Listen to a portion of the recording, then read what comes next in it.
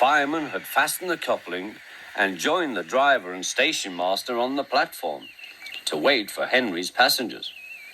The fireman had forgotten all about Thomas's handbrake. Thomas simmered happily. Not long now, he thought, as he saw Henry slowly approaching.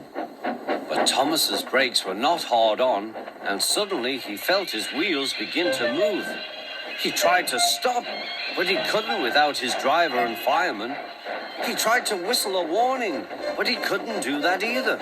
The guard, driver, fireman, and passengers were all stranded on the platform. "Stop! Stop!"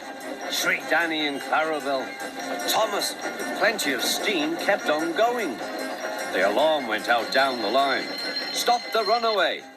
There, ready for action, was Harold the helicopter. The inspector had made a plan, and together they took off into the sky.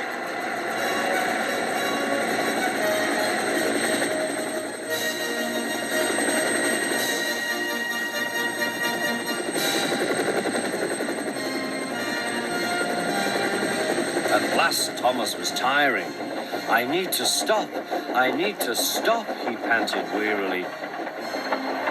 As they neared the next station, Thomas saw Harold land.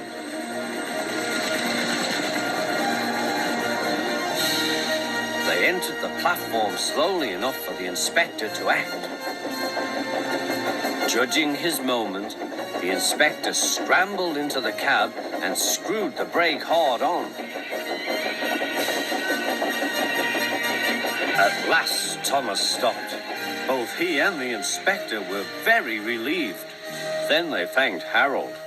"Think nothing of it." "Well, Harold, glad to be of service any time." "Phew," remarked the inspector. "We must never let this happen again, Thomas." Wearily, Thomas agreed with him.